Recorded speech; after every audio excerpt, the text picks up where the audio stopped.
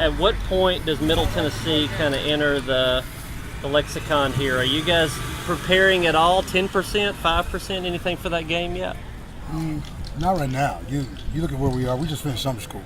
I mean, our guys just came out of summer school, so this is the first scrimmage that these guys will have had since summer school ended. So I'm more concerned right now with just us. It gives us one more opportunity to evaluate us, and then we'll start to sprinkle in Middle Tennessee. I mean, we did some of that this summer, and so we'll get back to it. But I wanted to get guys through summer school, and now that we're on the other side of that, it's time for us to start looking at some different things. So I know you plot out probably the camp. This week we do this changes. This coming week, what's new or what's different this coming week from the past week? Still in camp. I mean, so for me, it's about making sure that we can get walkthroughs, invested reps, team continuity, just trying to still figure out chemistry across the board. Who are our best 11, who are our best 22, and just trying to really make sure that we can solidify offense, defense, and special teams. So for me right now, when I'm in the grind of camp, I'm more concerned about camp. I'm really not concerned about the other stuff towards the end of this week. Maybe we break camp, so I'll move on to other things. But right now, I'm still in camp mode. Any mind games going on with these guys? If a guy is getting first reps one day and then second reps the next, any messages there about depth chart that you're trying to send the guys now? I send a message every day. Everybody's renting.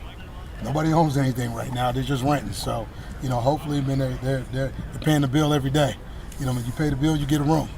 Okay, man. You don't pay the bill, you don't get a room. So, right now, these guys are hungry. Where's your competition? Like, what position is your competition the most fierce, I guess?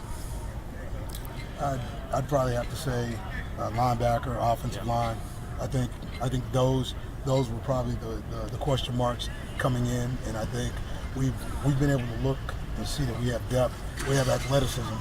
Now it's about chemistry. I mean, it's about finding the best front seven, best eight, linebacking core, and you're looking at where's your 2 deep rotation, and what does that look like? But right now it's sort of neck and neck at the linebacker spot, but we're just trying to figure out exactly who wants it more, and it's going to play itself out.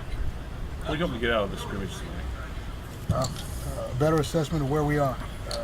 Again, these guys have so much offense and defense on their minds. Our installs have been through the roof, and so they've got a lot of offense and defense. I think what's most important, or I believe what's most important, tonight is that we look and see who can execute, under the lights. We look and see, when you put them between the white lines, you get the coaches off the field, and guys have an opportunity to communicate and over-communicate, and exaggerate techniques. Can they stay in the moment? Can they be disciplined? And that's all I'm looking for. Derek, you've been looking for your best 5 at offensive line. That's been the story all along. Are you getting clarity on who the best 5 are? Absolutely. I believe it's coming to light. I'm not gonna tell you, but it's coming to light. I think for us, Cam's done a really good job of rotating those guys through, getting those guys the reps, and some guys have taken to it faster than others. Again, right now we have so much offense in, and I think when you have a ton of offense in, for a young guy, it can be overwhelming. So you don't necessarily get a chance to see, in his full abilities because, you have so much in. He's trying to remember everything. Okay, yeah. And that's almost for every position. I think, when there can be information overload, and what you're trying to see is, can a guy get past the information overload and still function and play good football? Well, I'm sorry. I remember last year around at this time, the top 130 came out. You guys were ranked 113. Yeah. That ticked off some of your players. Yeah. And they played far better than that during the season. Yeah. I've seen other things that have come out this week that have them last in the SEC East. Yeah. That's fine. How do they deal with that? How do you deal with that? Still having low expectations after. Everybody else has low expectations. For us, man, our expectations are through the roof. We don't care where people put us. That's never determined the Vanderbilt man. At the end of the day, put us first, put us last. We're going to take the same mindset every day. We're going to come out here. We're going to work. This is a blue-collar group, blue-collar attitude, and we understand who we are. And, again, we work to our own expectations, not other people's. Coach, looking at the offensive line, you were saying a while ago that you know how well they're doing, but you don't really want to know who's in the lead right now. But looking at the players, the different players, not specifically, but are you feeling like, okay, either one of these guys, whoever wins, they're going to be able to handle this and do a good job, or is it, what's the feeling of that right now? For me, it's about finding out who that 8 is. You know, whatever that 8 is, you know, you're only one play away from playing. So, like, to me, you know, you got to be a center guard combo player. I mean, if you're the 6th guy, you got to be a center guard, a guard tackle combo. So, again, I think some of those guys are extremely close. Some guys are young and still getting reps and having to figure it out. But I think, you know, I mean, I know this much. Once we get ready to play, okay, I mean, our 8 will be as good as anybody's 8. We just got to make sure we can get them to the starting line. So that's what this scrimmage is about. We'll have, you know, some full contact. We'll have mostly thud early on, okay, and we'll leave it to situational scrimmaging, you know, to figure out, you know, what the mindset of this football team You is. said the linebacking core, that's a pretty good competition. What specifically are you looking at says that's a starting linebacker for me? You know, can you be demonstrative in terms of commanding this defense? You know, it's secondary adjusted in terms of what it looks like, but it's still linebacker driven. Okay, when you look at, you know, college football, you know, man, the teams with some of the best linebackers are some of the best defensive units in the country. So, I mean, you have to be able to communicate. You have to be able to, you know, over-exaggerate. Okay, I mean, your technique, man, you got to play like a madman in this defense, and you have to be a playmaker. Inside or outside, you got to be a guy that's productive. And I think we've had productive players here, but I think this is the first time I've had a group of 4 players. You know, I mean, any of those 4 linebackers that we put on the field at one time, they can all make plays. And that's something that we haven't had. It's been a guy here, you know, a guy there. It was Zach Cunningham. It was Stephen Weatherly.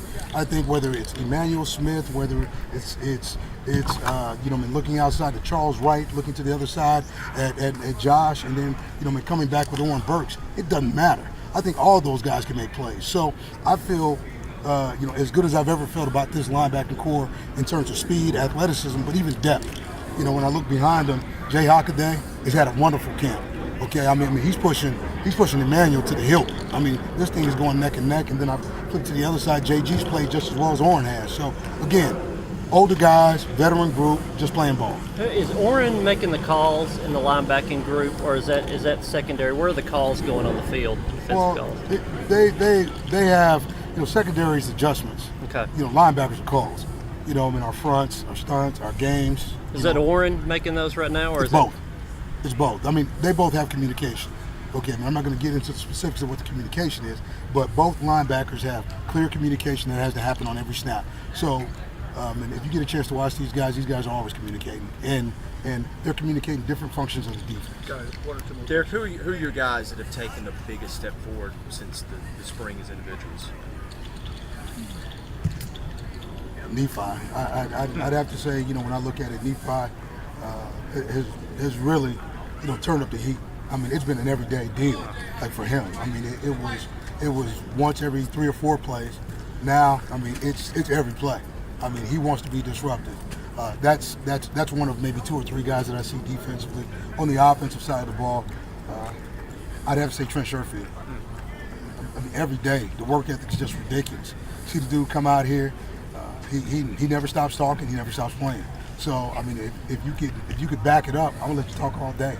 And right now, he's doing a lot of talking, so that means he's doing a lot of playing. With Nephi, with the one-on-ones, if he's like say going against Bruno, that's a pretty good. If he's beating Bruno, that means something, right? And maybe Sean, not so much, redshirt freshman. How do you judge of Nephi looks really good against your own guys? Well, I think as I've been able to see football over time, what you see is, you know, a guy does it here or there. It's different when a guy does it all the time. I mean, he doesn't care who lines up in front of him. You know, his mindset is to win. I want to be dominant, and those were the words that came from me to him. Like, when are you going to be dominant? When are you going to actually grow into all this potential? You know, 4-star, 5-star. I don't care about, you know, the stars. I care about how you play, and that's what I've seen from him. I've seen consistent play, and that's really what this game is about. It's about playing the game, not talking about the game. Derek, how do you feel about your wide receivers and tight end? Like right now, I'm tired of seeing Pink Marshall, so I'm tired of seeing Sam Dobbs, you know, running down the middle of the field. I think our tight ends are playing extremely well. I think the receiving core is really as deep as it's ever been. So for me right now, I say our passing game is probably sitting around a B plus, A minus. Hey, thanks, Coach. Appreciate it. You got it.